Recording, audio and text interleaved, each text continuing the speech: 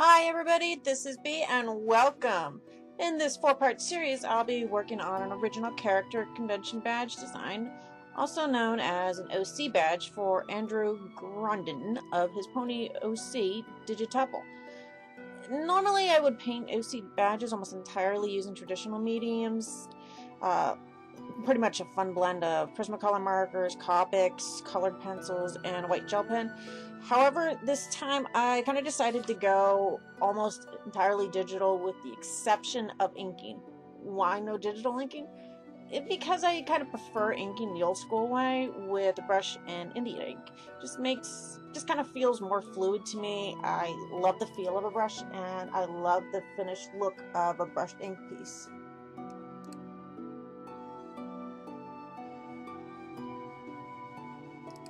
For those of you who might wish to know which program I'm using, I did most of this piece in a fantastic painting program known as ArtRage Studio by a company known as Ambient Design. It's possibly the closest thing to using traditional mediums in a digital art program, as it can replicate paper textures, oil painting techniques, palette knives, watercolors, pencils, markers, thinners, and a few other mediums.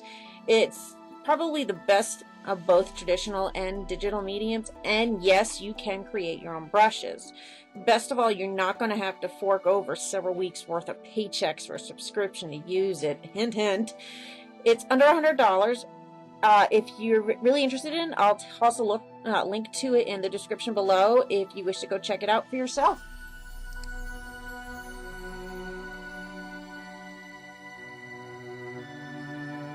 I know that people have asked me this before in live stream sessions when I've been working on other commissions, what pencil settings I use.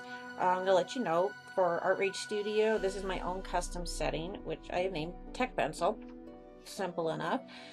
Settings are 50% pressure, 50% softness, and 0% tilt angle. Precise is turned off, and size is 50%. This kind of recreates the look and feel of a real technical pencil on paper. The canvas texture setting is also a custom 62% roughness, 50% grain size. It's not too different from ArtRage's basic paper setting, but it has a look similar to the cardstock that I use in most traditional media pieces. I'm really not going to go over how to use everything in ArtRage, as there are several videos online already that do just that. I will say though that you can reprogram all of your hotkeys to work similarly to Photoshop's default hotkeys. Makes working so much easier and faster.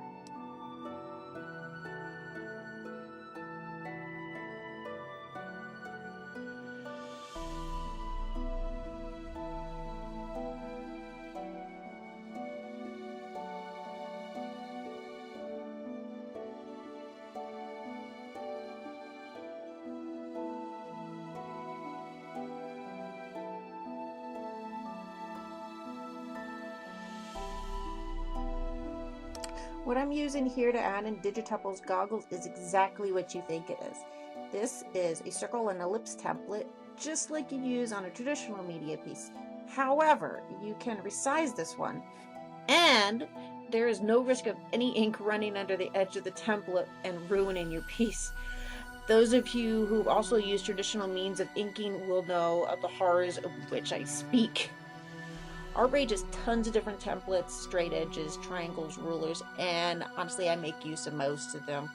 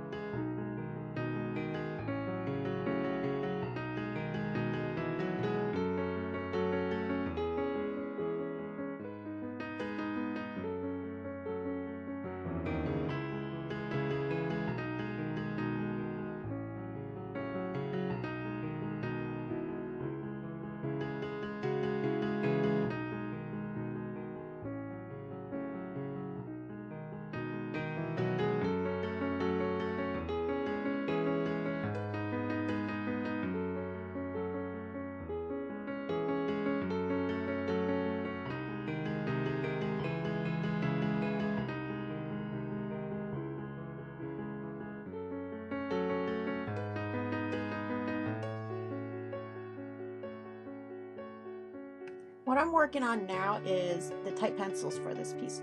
What might happen in some traditional media pieces is the artist might tape a copy of the finished sketch to the back of the final paper they're going to be working on.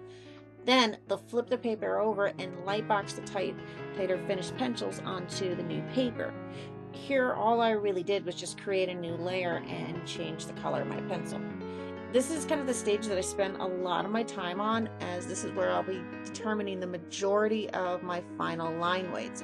It kind of makes for an easier time when inking later on.